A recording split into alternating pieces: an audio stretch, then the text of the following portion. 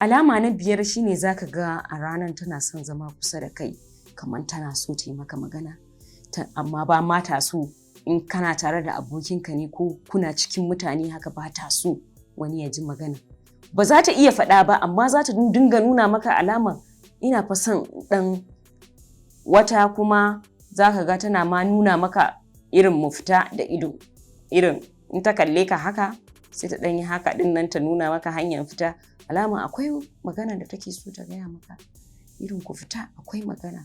Irin ko kuma mu fita dai mu ɗan shakata haka zaman nan ya isa. Alama na 6 za ka ga ta saki sosai da kai ranar. Za ta yi ta baka labarurruka, a cikin labarurrukan za ta iya. Dabarunmu na mata yana da yawa.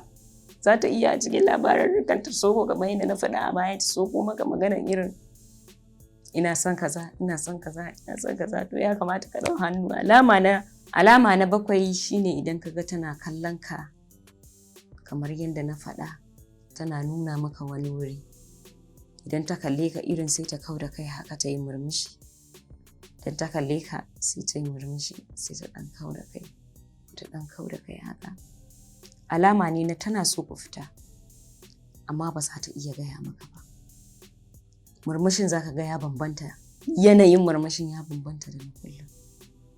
Ya bambanta da na kullum. Za ka ga ana kallon ka, maybe na ɗan kashe maka ido. Ka ce yau lafiyanki ko a'a ba komai kawai dai garin ne ya ɗan yi min daɗi.